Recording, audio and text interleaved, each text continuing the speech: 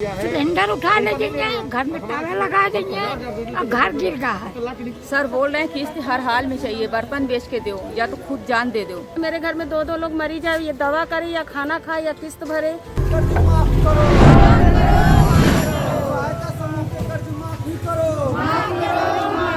आप अक्सर सुनते हैं कि गरीब होना अभिशाप है।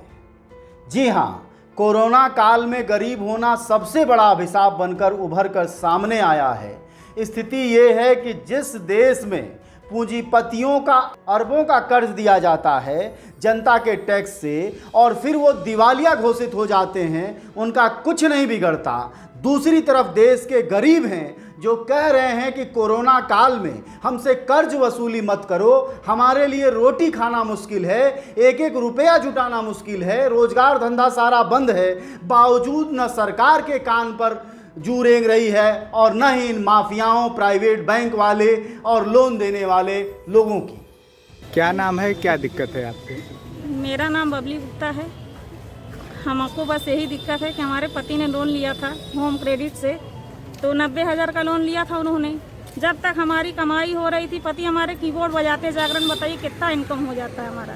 एक बिटिया है, पति की माँ ख़त्म हुई है, बता रहे हैं कि उनकी माँ ख़त्म हो गई है। लोन वाले फ़ोन कर करके यहाँ तक कि नोटिस तक से भेज रहे हैं। हम कहाँ से जमा करें, बताइए हम कहाँ से करें? हमारे पास खाने को नहीं है, घर में राशन नहीं है, कहाँ से करेंगे हम? हमको दिक्कत हो रही है, बार बार फ़ोन करते हैं कहाँ जमा करिए जमा करिए जमा करिए। कमाई कुछ नहीं है, हम कहाँ जमा करें? बस रोज़गार कुछ नहीं है, घर में इनकम 1 रुपये का नहीं है। अरे कुछ रोज़गार दिलवाइए, गरीब इंसान मरा जा रहा है, कहाँ से हम करें? हमारे पास खाने को नहीं है, कहाँ से हम जमा करें? या तो माफ़ कर दीजिए, या नहीं कर सकते तो 1.5 साल के लिए टाल दीजिए। जब हमारी कमाई होगी, जब हमारा धंधा चालू होगा, अभी कौन जागरण वगैरह कराएगा कि हम जमा करेंगे? पति तो हमारे कीबोर्डे बजाते ना। नवरात से बंद है, नवरात में होता है, पूरा नवरात खाली चला गया। अभी तक धंधे के लिए कहीं भी जाते हैं, जहाँ जाते हैं भैया नौकरी दे दीजिए, ऐसा है। अभी तो हमने निकाला है 10 लोगों को। लॉकडाउन में नौकर नहीं रख सकते, हम क्या करें? हम कहाँ जाएं? आज उत्तर प्रदेश के इलाहाबाद में अखिल भारतीय प्रगतिशील महिला एसोसिएशन यानी एपवा की ओर से दर्जनों की संख्या में महिलाएं प्रदर्शन की और उन्होंने मांग रखी कि 1 लाख तक जो हमने कर्ज लिया है उस कर्ज को मुक्त करो, माफ़ करो। दूसरी तरफ ये तो मांग हो गई, लेकिन जो प्रदर्शनकारी महिलाएं पहुंची हैं वो वक्त मांग रही हैं। वो कह रही हैं हमारी कमाई नहीं है, अभी रोजगार नहीं है, हमें वक्त दो। जरा आप इस देश को समझिए, इस देश को समझिए कि हमारे देश का राजनीति शास्त्र और अर्थशास्त्र कैसे संचालित होता है।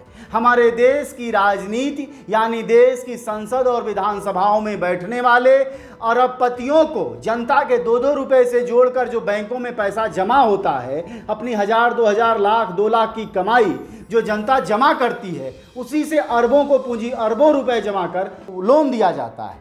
बाद में वो लोन अगर उनका धंधा पानी अच्छा नहीं चलता है तो वो वे ऑफ हो जाता है, यानी उसको 1 रुपया चुकाना नहीं पड़ता है। इसी हालत में आजकल अंबानी और देश के हजारों पूंजीपति हैं। 9.5 लाख करोड़ रुपया इस देश में बट्टे खाते में चला गया है और ये 1 लाख 2 लाख वाले लोग प्रदर्शन करके हाथ जोड़ रहे हैं, सरकार से आश्वासन चाहते हैं, डीएम से आश्वासन चाहते हैं कि साहब हम अभी पैसा नहीं दे पाएंगे, कोरोना है, थोड़े दिन एक्सटेंशन करा दो, 2-4 महीने, साल भर, और हमें माफ़ भी कर दो।